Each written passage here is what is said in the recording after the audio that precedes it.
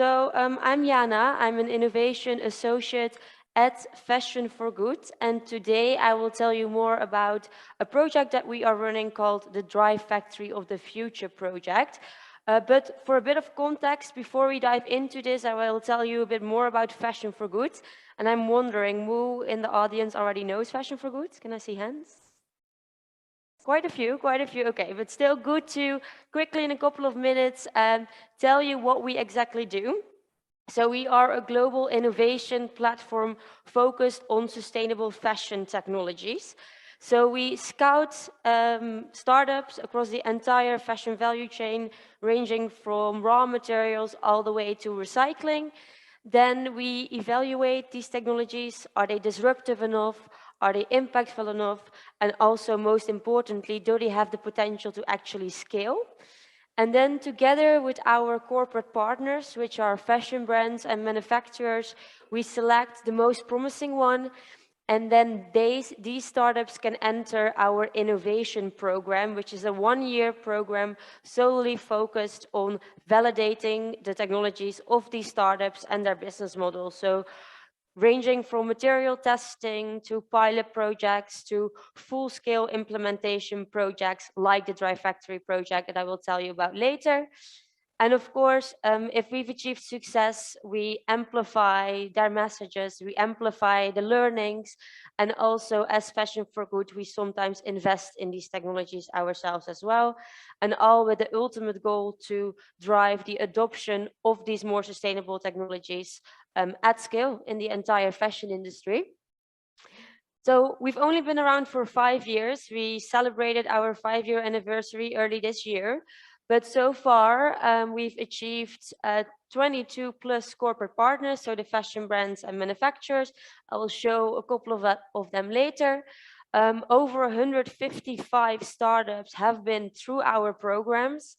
And we have, by connecting these startups to our corporate partners, we've almost started 220 pilot projects. But most importantly, what Fashion for Good is all about, implementation. So far, we have 184 cases. And implementation in this sense means achieving recurring revenue for the innovator with a certain product in the market, which can be bought by consumers. And a lot of money is needed to scale all these innovators that we are helping. So since they've been in our programs, our innovators collectively have raised more than 800 million euros to support their own scaling journey. So like I said, some of our partners, ranging from the luxury players like Kering and Chanel to sportswear brands like Adidas, online retailers Zalando, PVH Group, but also manufacturers like Arvind and Wellspun, we was also here online, I think. And in terms of the innovators, a lot of logos, we won't be diving into all of them, but I will touch upon some of the processing innovators because they are in the Dry Factory project. And as you see, we scout these startups across the entire fashion value chain. So in raw materials, you can think about lab-grown leather or mycelium leather. In processing, you can think about dry processing technologies or sustainable chemistry. Good manufacturing is more about zero waste.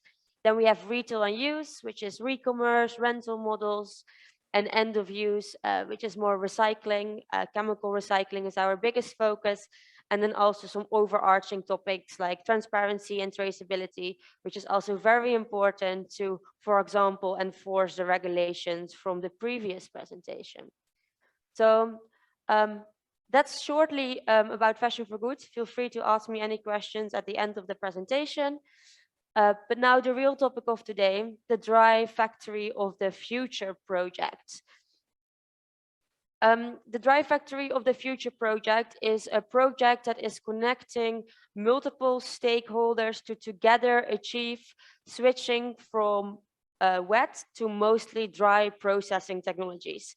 And this transition has proven to be very important because, as some of you may know, about 52% of the fashion industry's total GHG emissions actually come from tier 2, which is dominated by textile processing, which is pretreatment, colouration, so dyeing and printing, and finishing. And our initial research has shown that if we switch from wet to mostly dry processing technologies, we can actually cut a quarter of these emissions. So that's massive for just one stage of the fashion supply chain and innovation group. So as you can see on this slide as well, the brands from our partner group that are involved and supporting this project are Adidas, Chanel, PVH, and Kering. And the supply chain partners are Arvind and Wellspun. And then we have a whole bunch of innovators, 8 in total, which I will dive into later. But to first go a bit more into the project specifics. So what are we actually doing? Many of these innovations have been around for quite a while, but they're always looked at separately. So either just pre-treatment, either just dyeing, or either just finishing.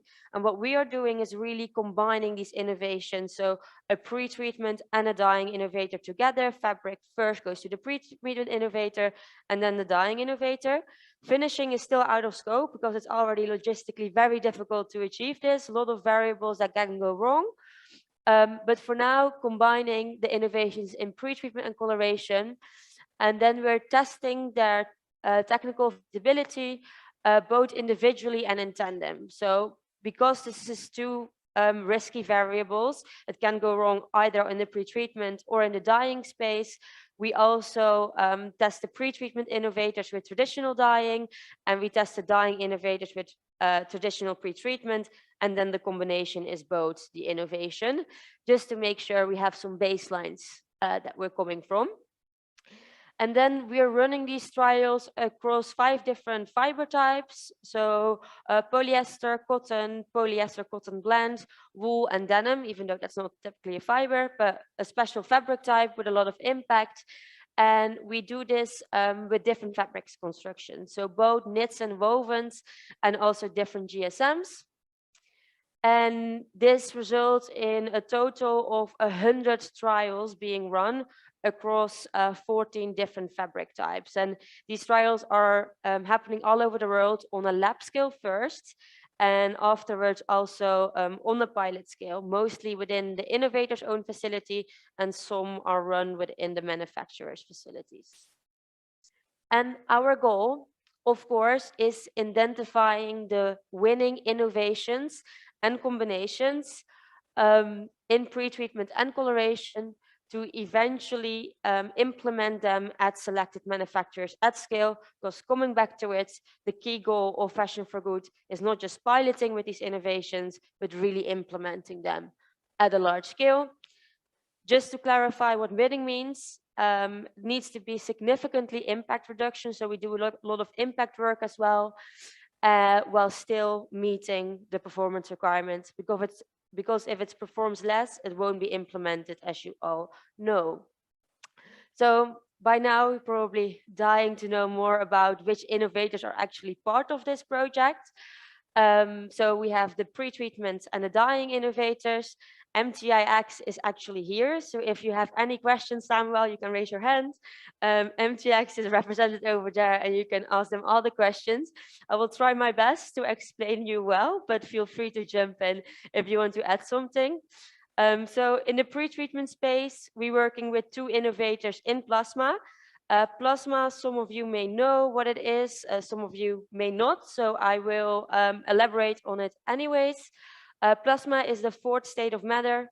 So you have a solid, a liquid, a gas, and then plasma. So it's ionized gas, and because of this energy that is added to it, it's more reactive. And when you put this on a substrate, you can achieve all kinds of functionalization. So you can clean the fabric, and you can make it, for example, more absorbent to dyes. And that is exactly what we want to achieve. And all of this without using any water. So the first innovator, MTIX, is using plasma, but in combination with laser to dispose all kinds of functionalizations, technical finishes, and pre-treatments on all kinds of different fabrics in a continuous process. And the other innovator is GRIMP from Italy, from Torino actually, And they also use plasma, atmospheric plasma, and plasma steaming to replace all kinds of pre-treatment, traditional pre-treatments like bleaching. And they can also do this to cellulosics, wool, and polyester. So far the pre-treatment innovators. Over to our coloration innovators. So we have two in the digital spray dyeing and finishing area. Digital spray dyeing is quite similar to digital printing. It also works with nozzles, like the corner presentation that we just had. But the nozzle openings for digital dyeing or digital spray dyeing are a bit bigger because we focus on dyeing solids and not on dyeing artworks. And because of this, you also don't need specialty inks. So the first one that is doing this is Imogo, digital spray dyeing and finishing on mostly cellulosics, and they use the fabric's own capillary forces to deeply penetrate into the fiber, which is of course very important as well. And of course, because these nozzles are all digitally controlled, it's a very efficient process. So you can exactly see how much dye stuff and chemistry you need to put on the fiber without wasting anything. Alchemy doing a similar thing. They use digital spray dyeing and finishing in combination with a proprietary airflow technology to get the dye deep into the fabric. And they also have a proprietary fixation technology with infrared to make sure that the dye is fixed into the fabric. And Alchemy focuses mostly on cotton and polyester. Then we go to two innovators in the supercritical CO2 dyeing space. Supercritical CO2 dyeing, you use supercritical CO2 instead of water as your solvent. So you have the flowy properties of a gas when it goes to the vessel and the solubility of water. So it's a perfect medium and the technology is completely water-free. How Devon works is that they pre-coat fabrics with dye stuff and other chemistries, and then they introduce it to a vessel, and then it dyes and the dye penetrates. Eco2Dye is mostly focused on yarn dyeing, and there the dyes only get introduced into the vessel, so not pre-coated or anything. And Eco2Dye has mostly done polyester and is now also trialing wool. And lastly, for our denim work stream, we have Indigo Mail Design. They use foam dyeing technology to apply indigo on cotton yarns. And foam dyeing technology is basically very big bubbles that carry dye stuff. And when they burst, the pressure gets the dye into the fiber.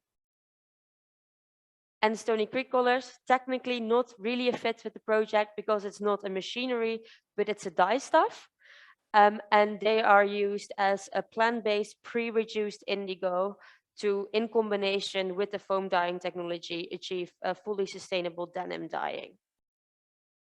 And then would love to test your guesstimation capabilities. So we're going to do two little quiz questions on CO2 emissions and on water consumptions. It's about these innovators. So initially we knew they could save a lot. This is from their own internal research because we're still doing other impact research. But by how much do you think these innovations can reduce CO2 emissions in textile processing? So one hand up for A, 35 to 48, two hands up for B, 56 to 75, and hands together for 79 to 89. Let me see. I see some very... it's this. So actually a lot, 79 to 89, 79 in finishing, 89 in coloration, and 85 in pre-treatment. And same question for water. How much do you think they can save? Between 22 and 38, one hand, between 38 and 66, two, and then we put them together again for 69 to 95. Everyone is learning fast. Exactly. It's again 66 to 95. So a lot of impact potential here. And we use these stats to justify to do this project. And we're now still validating whether this is really the case through some impact research. The project hasn't finished yet. It's very complex. It's been running for 2 years already. Will likely still take over 6 months to finish. But we have some quite interesting learnings so far. I touched upon it already. Impact, very important topic for us. It's incredibly difficult to get a proper base case to compare these innovators to. Raising questions, are you comparing them to exhaustion dyeing, to pet badge dyeing? Are you like how much washer is needed? Can we take averages, or does everything needs to be specific for every innovator? It's incredibly difficult and definitely a challenge that we're still overcoming. One of the experts that we talk with even shared that if you want to do this properly, you need 10 PhD students for multiple years to figure out how to do it. And I think everyone has been there on the difficulties. Second, technical feasibility. We're almost finished with the lab trials and it looks quite promising. So I can't say too much about it yet, but there's definitely some combinations that are making it to pilot trials. And as soon as it's done on lab trials, usually pilot trials go quite smoothly and then implementation can be achieved after. Success enablers, we identified multiple success factors. Financing is a very big part. These innovators, it's big machines, a lot of capex. They need investment to be able to build the machines to go from 3 to more than 50. Fashion for Good helps in a sense is that we do our own direct investments, but we also have our Good Fashion Fund, with which we provide debt financing to manufacturers in Asia to actually invest in these more sustainable technologies. And luckily, the innovators have lower OPEX costs than traditional technologies mostly. So especially with the current energy crisis going on, the payback times become quite short, which is quite a silver lining. Then in terms of business models, these in the end are also new companies, so we're helping them with that. Thinking about direct sales, joint ventures, leasing, renting, licensing, all of it. All have their own advantages. Direct sales is what the industry is used to, but it requires a lot of financing. Joint ventures, you share risk, but you also have to go into a longer contract, and larger manufacturers don't want to share revenue. And then with licensing, it's just super expensive for an innovator to fund everything and just getting paid by the meter. But most importantly, what we realized is that it's very important for all the innovators to stay involved. They can't just implement a machine and then leave. They need to be on the ground. The manufacturers come over to their facilities. It's a years-long process before everyone is comfortable to implement. And then lastly, implementation. It's very important that all the players are in the game. The brands that we work with, we really push for offtake agreements to de-risk it for the manufacturers to implement these technologies.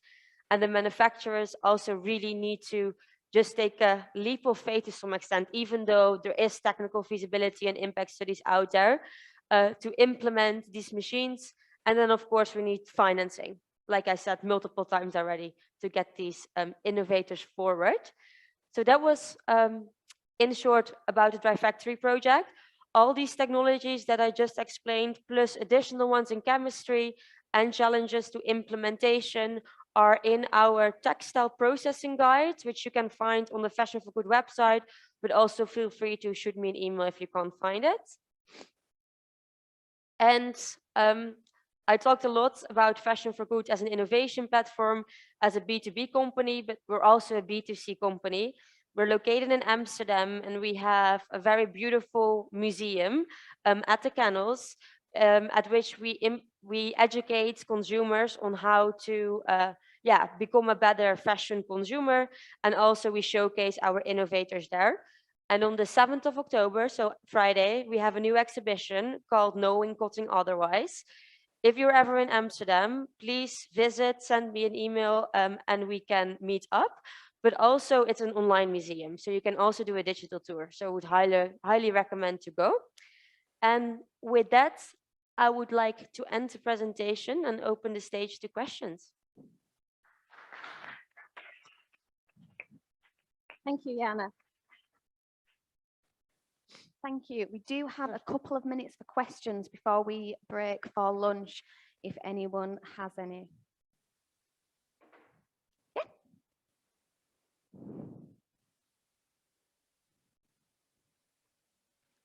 Thanks, Jan. It was so interesting to hear about all the different projects that you guys are working on.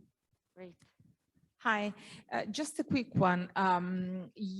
We know that the textile industry is changing at an unprecedented speed, and you told us that this project has been going on for 2 years already, and you expect at least another 6 months. Do you think these timelines in innovation are still sustainable for fashion companies? Because we as a company, for instance, are really looking into our innovation processes to become more agile and quicker than they used to be just a few years ago. So is this something that you are also working on, or do you still believe these times are still reasonable and sustainable?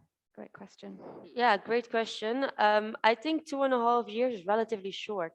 Some of these innovators have been trying to push for 25 years already, and they haven't made it. And I think we're finally seeing an acceleration and being able to implement, for example, a machine, which is quite a capex heavy thing to invest in 2 years, from getting to meet the brand, the manufacturer and the innovator, and then 2 years later actually already implementing it. I think it's quite fast still, even, especially when it's the first machine, because what I get to believe from experts in Asia, a lot of manufacturers look at their neighbors. So as soon as, for example, a Wellspun would implement a machine, others may follow faster. But yeah, with these innovations, I think we need faster timelines, and that's why we need all these three actors. And the brands with the offtake agreements can really help, so that the manufacturers start implementing, and then of course financing, because now if the demand would grow exponentially and you need to make 50 machines, you need a lot of money to do that. So Has for the sure. energy crisis affected this at all? Have you seen more interest or a need, for Yeah, I hate to say it, a need for speed? yeah, definitely. So I think processing in general, when compared to raw materials, it's a bit of the less sexy sibling. Like everyone was looking at raw materials, but then these studies came out with these 52% greenhouse emissions coming from processing. Actually, that was the first accelerator of looking at these technologies. But then now with the energy crisis, of course, we started before. So the brands we work with were already interested, but we see indeed from the innovators and that they get more and more interest just because of this.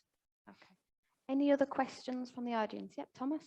Yeah, so let me understand you correctly. Fashion for Good is an NGO, so a non-profit organization. Is Yes, that correct? Yeah. non-for-profit. Okay, so if you get all the different machines and equipments for testing, how do you handle this? You need a lot of people. They do all the testing and serious testing. And how do you combine this, and who is financing you on that?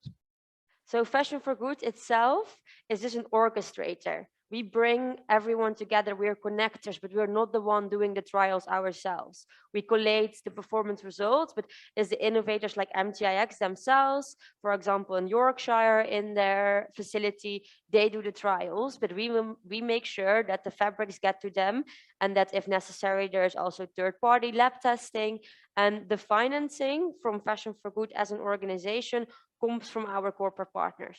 So they pay a yearly fee to be part of the platform, to get access to our database of 2,500 startups, to have a say in who gets into the innovation program, and also to be able to participate in these foundational projects. Okay, thank you.